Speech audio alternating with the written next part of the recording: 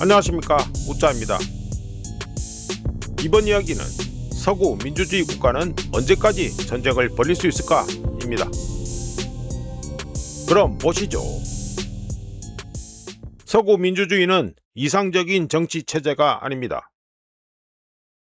프랑스 사상가 레이몽 아롱의 유명한 말처럼 서구 민주주의는 최악이 아닌 차악일 뿐입니다.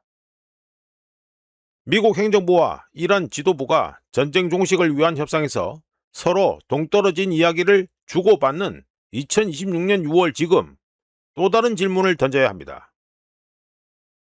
서구 민주주의 국가는 언제까지 전쟁을 벌일 수 있을까요? 2차 세계대전 발발 직전 체결된 미넨 협정은 20세기 유럽 민주주의 역사상 가장 최악의 오점 중 하나입니다. 미넨 협정은 한쪽은 나치 독일과 파시스트 이탈리아, 다른 한쪽은 당시 주요 민주주의 강국이었으며 당시 세계 대부분을 통제하던 광대한 제국이었던 영국과 프랑스가 군사적 충돌을 피하고 유럽의 평화를 보호하려는 시도 또는 노력이었습니다. 하지만 영국과 프랑스는 히틀러의 체코슬로바키아 공격을 묵인하고 체코슬로바키아의 영토 일부가 나치 독일에 합병되는 걸 승인했으며 심지어 협상 테이블에 자신의 동맹국이자 침략의 피해자인 체코슬로바키아를 초대조차 하지 않았습니다. 미넨 협정에 사인한 달라디에 프랑스 총리와 체인벌린 영국 총리가 귀국했을 때 그들은 환호하는 군중에게 영웅이자 평화 중재자로 환영받았습니다.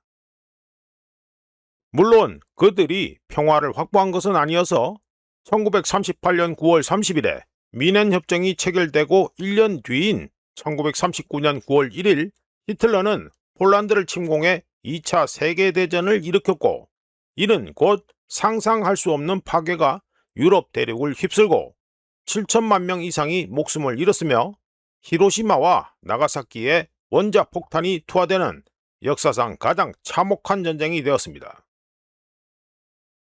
덕분에 불의한 협상 대 정의로운 평화를 뜻하는 민헨 정신은 평화를 추구하다가 전쟁으로 이어지는 나약함과 선제적 항복을 상징하는 개념으로 남아 있습니다. 참고로 미넨 정신에는 프랑스와 영국이 체코슬로바키아 문제로 히틀러에게 단호히 맞섰더라면 2차 세계대전은 일어나지 않았을 것이라는 함의가 담겨 있지만 역사에는 가정이 없기 때문에 해당 주장을 반증할 수 없습니다.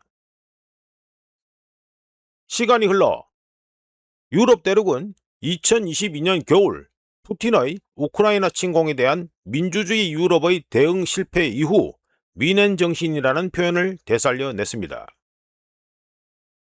당시 주장은 우크라이나가 무너지도록 내버려 두는 것이 결국에는 서유럽 자체의 몰락으로 이어질 것이라는 데 있었으며 4년이 지난 2026년 지금 수많은 목숨을 앗아간 무의미한 전쟁은 여전히 계속되고 있습니다. 어쩌든지 간에 미넨 협정은 아주 오래전에 체결되었으며 그동안 세계는 변했습니다. 2026년은 1938년이 아니고 호메니 혁명이라는 유럽과 세계를 지배하려는 야심을 품은 나치 독일이 아닙니다. 이란에게는 그럴 만한 능력도 없고요. 그럼에도 불구하고 서구 민주주의 국가들은 전쟁 수행을 어느 정도까지 감당할 수 있을까라는 질문은 여전히 남아 있습니다. 크게 봐서 관련한 질문 두 개를 할 수 있는데요.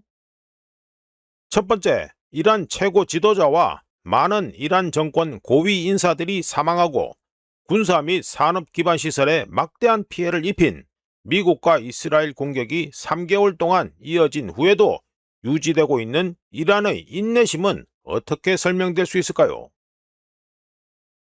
참고로 2026년 6월 현재 미국과 이란 협상은 단일 핵심 사안, 즉 호르무즈 해협 재개 방안을 중심으로 이어지고 있는데 이는 미국과 이스라엘의 원래 전쟁 목표, 즉 이란 정권을 정복시키고 무조건 항복을 강요하며 이란 핵능력과 장거리 미사일 그리고 지역 대리 세력을 포기하도록 만들겠다는 목표에서의 명백한 후퇴를 보여줍니다. 두 번째, 전 세계 거의 모두가 테헤란의 호르무즈 해협 영유권 주장을 지지하지 않는 상황에서도 이란이 끈질기게 버티는 이유는 무엇일까요? 아무리 지쳤다고 해도 이란은 세계 최강의 군사력과 경제력을 가진 미국이 사방에서 자신을 둘러싼 상황에서 견뎌왔으며 해답의 일부는 의심할 여지 없이 이란의 막대한 지리적 이점, 특히 호르무즈 해협에 대한 손쉬운 통제력이 그 이유 중 하나일 것입니다. 하지만 더 근본적인 설명은 미국의 민주주의와 이란의 신정체제 사이에 존재하는 엄청난 차이에 있습니다. 먼저 미국과 이스라엘은 이란 최고 지도자와 정권 지도부 대부분을 암살하고 이란 무기고를 파괴함으로써 이란 정권을 제거할 수 있기를 바랬지만 그런 미국의 계획이 실패하자 이란은 지쳐가는 와중에도 제일 중요한 시간이 흐르면서 유리한 입장에 서게 되었습니다. 미국 민주주의는 이란 신정체제만큼은 아니라고 하더라도 미국 대통령에게 막대한 권력을 부여합니다. 하지만 미국 대통령의 임기는 4년으로 제한되며 미국 대통령은 하원과 상원의 견제를 받고 언론들의 감시를 받으며 끊임없는 여론조사에 시달리고 야당의 도전도 받습니다. 따라서 미국 대통령은 전쟁으로 인한 미국인들의 생활비 부담과 전장에서 전사하는 모든 미군 병사의 희생을 고려해야 되며 그렇지 않을 경우 전체 정치적 흐름이 미국 대통령 자신에게 불리하게 돌아설 수 있습니다. 반대로 이란의 신정체제는 종신 집권하는 최고 지도자가 이끌며 그는 누구에게도 책임을 지지 않습니다. 그리고 최고 지도자의 부하들은 이란 국민이 아니라 오로지 최고 지도자 한 명에게만 충성을 맹세합니다. 그런 시스템에서는 국민이 가난하고 배고픔에 시달리거나 수만 명, 심지어 수십만 명이 국내 탄압이나 전쟁으로 목숨을 잃는다고 해도 진정으로 바뀔 수 있는 것은 사실상 없습니다. 마무리해보면 전쟁이 길어질수록 미국 민주주의는 더욱 조급해집니다. 유럽 민주주의 국가들은 애초부터 전쟁을 원하지도 않았고 전쟁을 치를 능력도 갖추지 못했습니다.